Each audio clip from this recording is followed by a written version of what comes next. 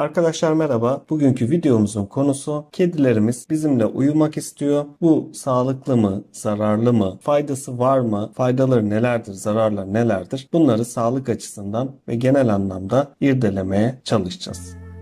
Sürekli evde kalan kediler yetişkin veya yavru olsun bizden ilgi beklerler. Evde özellikle tek olarak kaldıklarında canları sıkılır ve sizi arkadaşları olarak görürler. Sizin yanınızda uyumak istemelerinin en büyük nedeni de aslında size olan güvenleridir. Videolarımın içerisinde kedilerin bize güvendiklerinin göstergelerini daha önce işlemiştik. Hatta bazı kediler geceleri onlarla uyumadığımızda kapımızın önünde acıklı acıklı miyavlayarak kapıyı açmamızı isterler. Peki bu davranışlara nasıl cevap vermeliyiz? Kedim benimle uyumak istiyorsa bunların faydalarını ve zararlarını maddeler halinde sıralamaya çalışalım.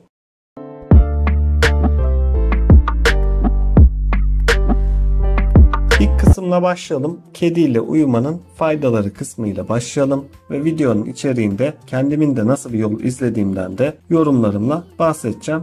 Yapılan araştırmalarda kediyle uyumanın birçok konuda faydalı olabileceğine dair sonuçlar ortaya çıkmış. Bunları hemen sıralayacak olursak öncelikle kedinizin size bağlanmasını sağlar. Yani güven duygusunu sağlar. Az önce de söylemiştik. Kedilerle daha sıkı bir ilişki kurmanızı sağlar. Kedinizin sizinle uyumasının faydalarından bir tanesi bu. İkincisi stresi azaltmaya yardımcı olabilir. Yani kedilerle uyumak yapılan araştırmalarda aşk hormonu olarak da bilinen oksitosin denen hormonun salgılanmasına neden olabiliyor. Daha da önemlisi mırlama sesi çıkaran kedilerde uyuduğunuzda kalp krizi riskini de neredeyse 1/3 oranında azaltıyor. Yani kediniz eğer ki sizin yakınınızda uyudu, geceliğin o çıkardığı sesler kalp krizi riski oranını da ciddi derecede azaltıyor.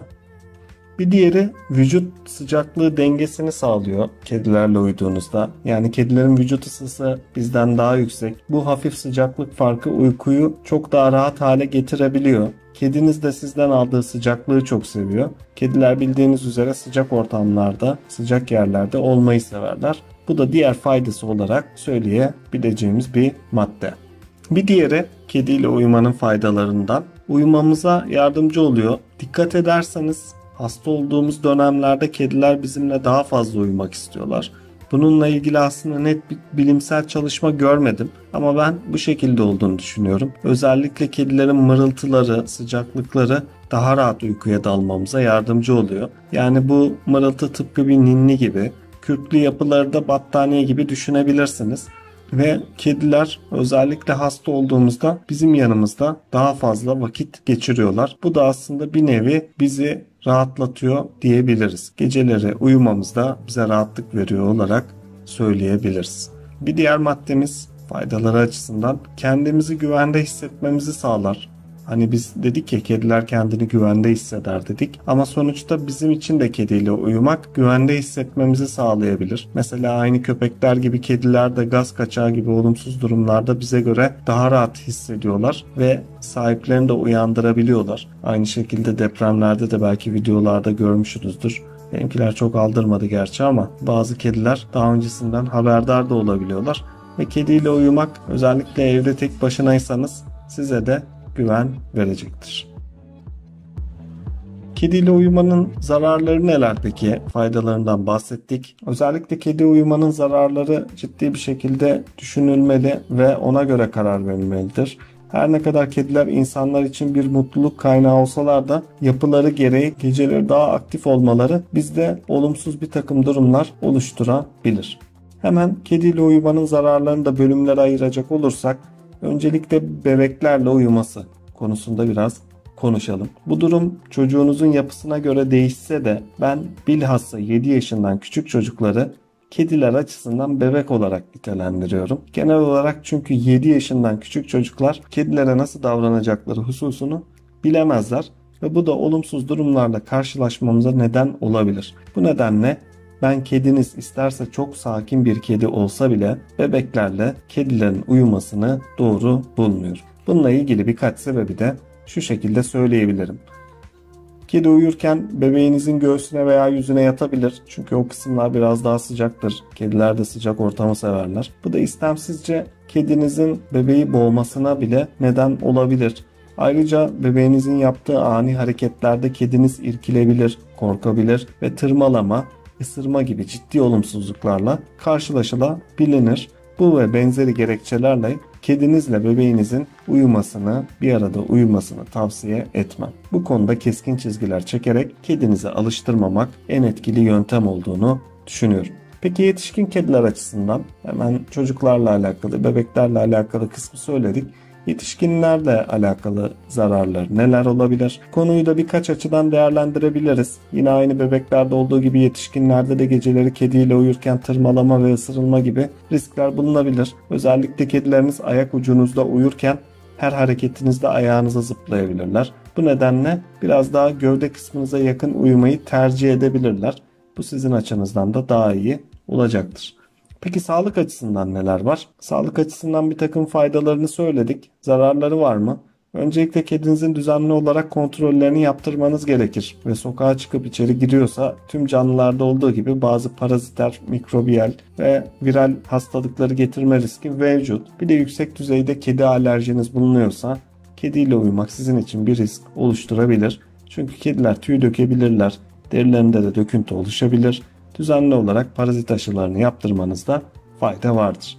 Kedi tüyü zararlama videomu da izlemenizi bu konuda tavsiye ederim. Bir diğeri uyku düzeniniz bozulabilir. Kediler ağırlıklı olarak gece aktiftir demiştik. Bunun sonucu olarak da sizinle uyuduğunda geceleri uykunuzu sık sık bölebilirler. Yatağın içerisinde hareket eden ayakları oyun zannederek saldırmaktan hoşlanabilirler. Bu da uykunuzun bölünmesine ya da sabahları normalden daha erken uyanmanıza neden olabilir. Tabi bazı kediler var ki bu durum istisna oluyor. Deliksiz sabaha kadar uyuyabiliyorlar. Ya da uyandıklarında sizi rahatsız etmeden odadan ayrılabiliyorlar. Bu tarz bir kediniz varsa gönül rahatlığıyla uyuyabilirsiniz. Ama benim gözlemlediğim kadarıyla erkek kediler biraz daha oyuncu olduklarından onlarla uyumak dişi kedilere göre daha zor diyebilirim. Bir diğer maddemiz yatakta istenmeyen bir takım görüntüler oluşabilir. Nedir bu istenmeyen görüntüler? Yapılan araştırmalarda kedilerle uyuyan bireylerin yataklarından çoğunluk kaka gibi istenmeyen şeyler çıktığı görülmüş. Kediler her ne kadar çok temiz canlılar olsalar da tuvaletten sonra patilerinin arasında kalan tuvalet parçalarını sizin yatağınıza taşıyabilirler.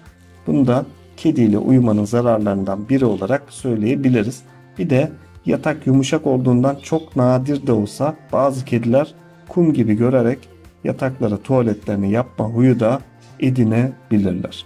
Bu da bir iki sefer başıma gelmişti ama genellikle yavru kediler yapabiliyorlar. Yatak yumuşak oluyor, bir anda orayı kum gibi görüyor, orada da uyuyor, belki uyku sersemiyle kazıyor ve yatağa tuvaletini bırakıyor. Diyelim ki kendinizle uyumaktan nasıl vazgeçirebilirsiniz? Kediniz sizinle uyumak istiyor fakat işte faydalarını ve zararlarını dinlediniz. Dolayısıyla vazgeçirmek istiyorsunuz. Küçük yaştan itibaren odalara ayırdıysanız zaten sıkıntı yoktur. Ama bazen size alıştıysa ve vazgeçirmek istiyorsanız kafanızı kapalı tutmaktan başka çareniz yok. Onu bir yere kapatmayın. Onu bir yere kapatmaktan ziyade kendi kapınızı kapatın ve birkaç gün bu şekilde uyuduktan sonra kediniz büyük ihtimalle kendi başına uyumaya alışacaktır. Bizim evde de durumlar şu şekilde, hemen bahsedeyim. 2 dişi bir erkek kedim var bildiğiniz üzere. Dişi kediler genellikle sorunsuz bir şekilde bizimle ve çocuklarla uyuyabiliyorlar. Erkek kediyle uyumak da geceleri sorun oluşturuyor genelde. Oyun yapıyor, uykumuzu bölüyor ve bu nedenle zaman zaman ayağımıza atlıyor, üzerimize atlıyor. Erkek kediyle genelde yatamıyoruz. Dişilerle uyuyabiliyoruz. Fakat erkek kediyi odanın dışına atmak zorunda kalıyoruz. Arkadaşlar, kedilerle uyumayla alakalı sağlık açısından olsun, diğer açılardan olsun faydaları, zararları nelermiş size aktarmaya çalıştım. Umarım faydalı olmuştur. Diğer videolarımda görüşmek dileğiyle. Hepiniz sağlıkla kalın, mutlulukla kalın.